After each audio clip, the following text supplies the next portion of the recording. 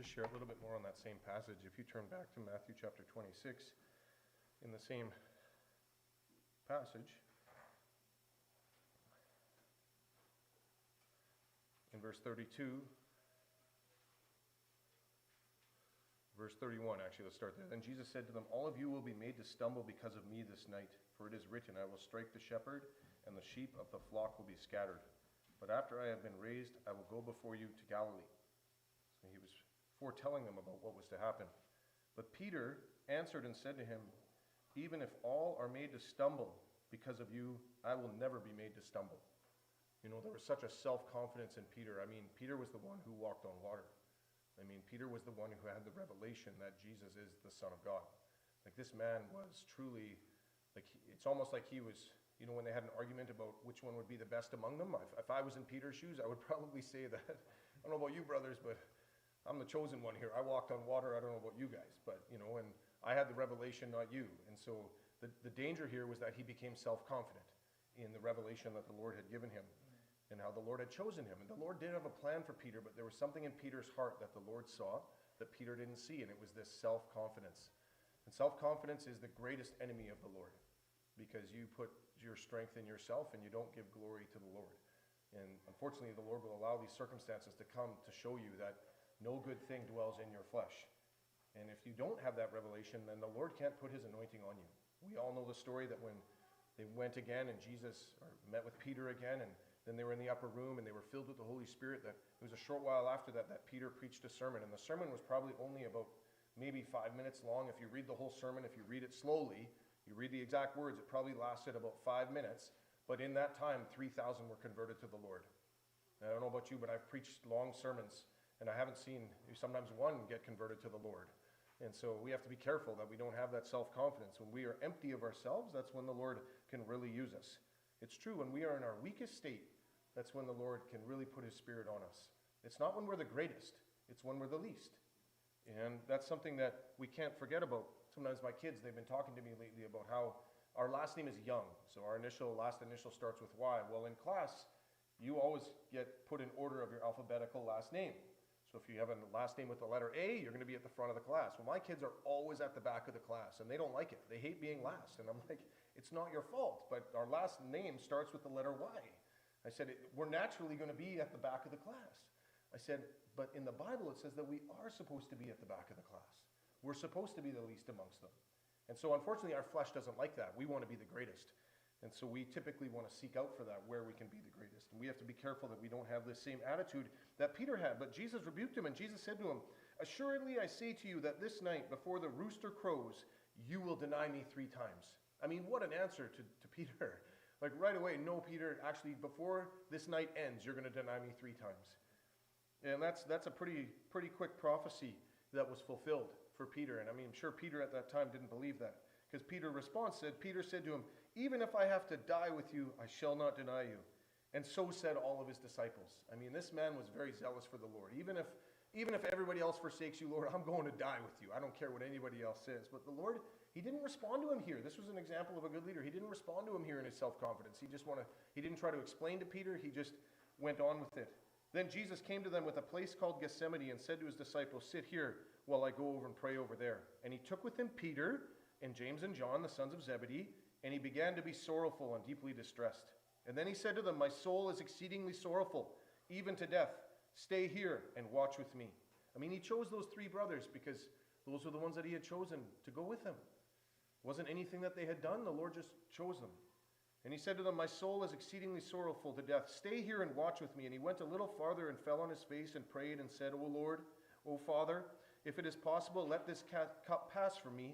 Nevertheless, not as I will, but as you will. Your will be done. And then he came back to his disciples, and he found them sleeping.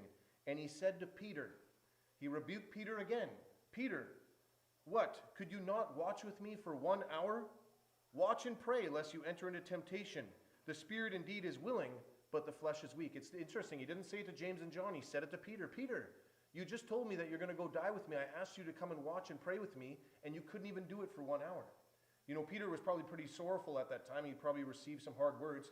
And I don't know about you guys, when I'm sleepy and tired, what's the one thing that I want to do? Or if I'm discouraged and depressed, What's one thing I like to do to try to get over that depression? I like to take a nap. You like to go lie down on your bed and you feel bad for yourself, you feel sorry for yourself, and then you go to sleep. That's what you do. But Peter, he could have been watching and praying at this time, but he wasn't. He was sorrowful. He was discouraged. He wanted to take a nap. Jesus said to him, "Could you not watch with me for 1 hour?" You know how quickly we desert the Lord, and it's so true. I mean, a lot of the time when a test or a trial comes, we quickly depart from the Lord. That's not the testimony that the Lord is looking for us. But we have to also acknowledge, Lord, obviously you're not in my life because I quickly departed you. I quickly deserted you in 1 hour of temptation. When you asked me to pray, I quickly was to desert you because I was discouraged. Do you pray when you're tempted? You know, one of the greatest places where the devil can tempt you is when you're discouraged and depressed and you don't know what to do. You need to pray and ask the Lord to help you overcome in that hour of temptation. You need to ask the Lord and say, Lord, my spirit is willing, but my flesh is weak. Guys, our flesh is very weak. We need to ask the Lord for help. We need to say, Lord, I need you in this hour. I need you to help me. Again, a second time he went away and prayed, "Oh, Father, if this cup cannot pass away from me unless I drink it, your will be done." And he came and he found them asleep again, for their eyes were heavy. In another book, it actually says they were discouraged from sorrow. So he left them and he went away again and he prayed the third time. I mean, Jesus was praying. Prayed once, prayed twice, prayed 3 times, and he prayed the same prayer. Lord, if it's possible to not be in this situation, please get me out of this situation. But nevertheless, not my will, your will be done. Then he came to his disciples and said to them, "Are you still sleeping and resting? Behold, the hour is at hand. The Son of Man is being betrayed into the hands of sinners. Rise, let us go. See, my betrayer is at hand." I mean, what a thing to wake up to. Jesus wakes you up the third time and says, "Sorry guys, now's the time. Now's the time. They're coming to get me. Here they come right now." I mean, at that time you'd be like, man, I wish that I had prayed. I wish that I had stayed faithful in that time. But the Lord allowed that in their life, and he allows us to see this in this situation. Now, we know that Judas came up and gave him a kiss. And in verse 51, it says this, "And suddenly one of those who were with Jesus stretched out his hand and drew his sword and struck the servant of the high priest and cut off his ear." Remember, Peter had said that, I will go to you to death, Lord. I will die with you. And so there was Peter. The moment they came to arrest him, we know in other translations that does identify it as Peter. But in this book of Matthew, Matthew doesn't identify his name. It's a very good brother. He doesn't bring up the name. You know, he has a lot of discretion. And he pulls out the thing and he cuts his ear off because he is ready to go and die with the Lord. And yet here it's Jesus said to him, "Put your sword in its place, for all who take the sword will perish by the sword." Isn't that amazing? In that situation, the Lord rebukes Peter again. "Peter, you said that you were going to go." "No, Peter, this isn't the response I was looking for." You know, so often we're very self-confident because the Lord has done something with us in our life, or maybe some circumstances happened. We've walked on water. We've overcome in a terrible situation. We've had a great revelation of the Lord. But we also must remember that in the time of testing, many of us are very weak. We would turn.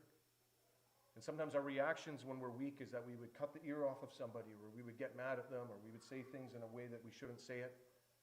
And then the Lord allows these circumstances to happen to show us that our response in these situations is just like Peter's.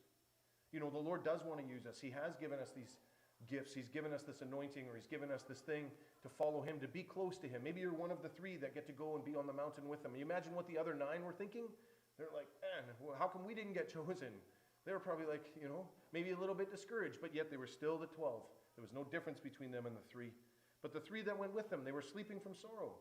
They couldn't pray with him for 1 hour. We have to remember that sometimes, guys, in our difficulties, we can't pray for 1 hour. But the Lord's merciful to us. And he wants us to overcome, and he gives this example for us so that we can find encouragement in this. But the lesson I wanted to teach about Peter, just like my brother shared, about Peter, how he was quick to deny the Lord. Peter, after his response when he denied the Lord, was he wept bitterly. You know, a bitter response, saying, "Lord, how could I have denied you in this situation? How could I have not even prayed with you for 1 hour?" I'm sure Peter thought of that. I'm sure Peter thought of it for the while he watched Jesus go to the cross. He was probably like, why couldn't I have prayed with him for 1 hour? He could have brought that to the table, but he didn't.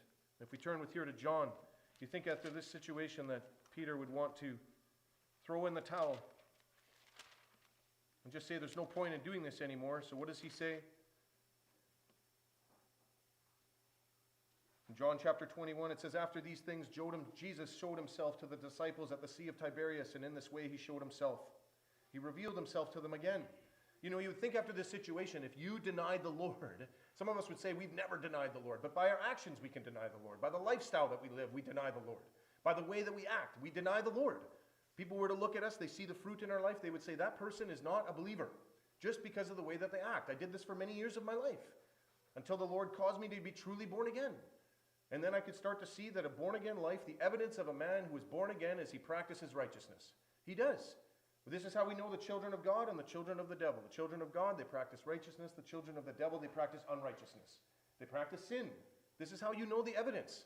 It became about in my life through the conviction of sin, but also through the mercy of the Lord. Now this man here, Peter, had not been living in sin for the past 2 to 3 years. He'd been walking with the Lord. And then he came to a place of denying him. That's, you would think, would even be a much worse situation. You would think the Lord has no hope for me in this situation now. I've been with the Lord for 3 years and I still denied him in front of everybody. You would think at that point that you would give up all hope of being saved, of being used of the Lord. You would think that the Lord at this point would probably be very mad with you. But he wasn't. The Lord was merciful to him. So sometimes we can't lose heart when we do make mistakes, but we do have to acknowledge and take accountability for those things.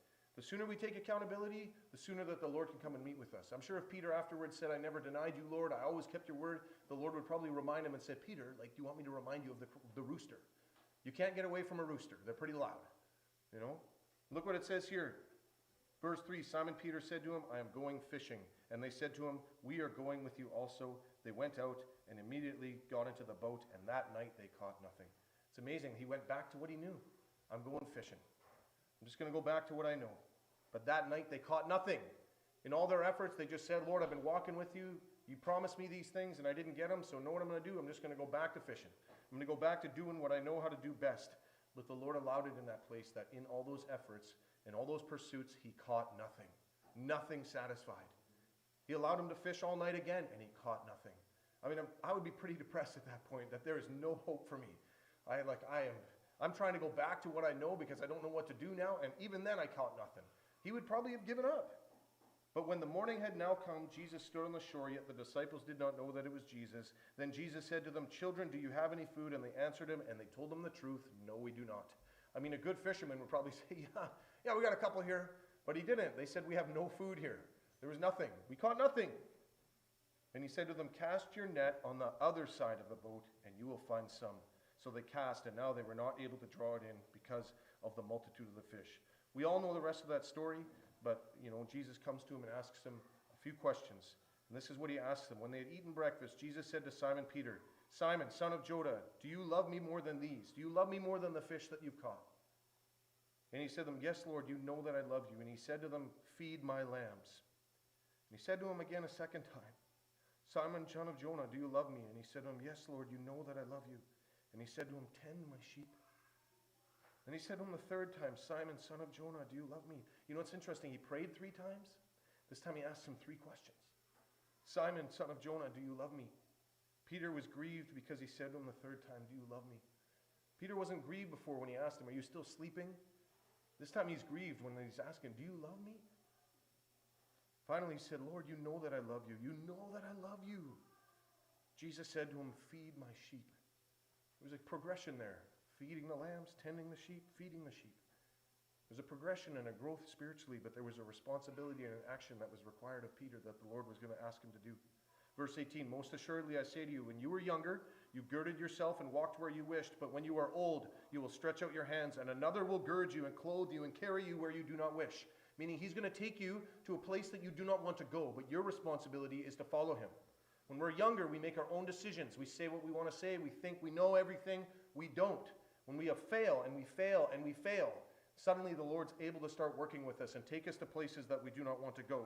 This he spoke, signifying by what death he would do with Peter to glorify God. And when he had spoken this to him, he said to him, follow me. Then Peter, this is what Peter did, turning around, saw the disciple whom Jesus loved following, who also had leaned on his chest at the supper and said, Lord, who is the one who betrays you? Peter, seeing him, said to Jesus, but Lord, what about this man? What about him too? Does he have to come and do the exact same thing that you're asking me to do? This is what happens in Christianity. We always compare ourselves with some other brother or sister. Do they not have to do what you're asking me to do? How come I have to do it and they don't have to do it? And what did the Lord say to him? If I will that he remain till now, what is that to you? You follow me. There was a condition that they had to follow. It wasn't about what the other brother did or what the other sister did. They had to follow. as the Lord asked them to follow. Guys, may we learn from these things. Maybe there's a little bit of tidbits of bread that we can chew on here, that we can ask the Lord to teach us about these things. Let's not be self-confident. And if we do fail, let's not lose heart. Let's ask the Lord to help us to fix our eyes on him again. Like we sang that song this morning, turn your eyes on Jesus, and the things of earth will grow strangely dim.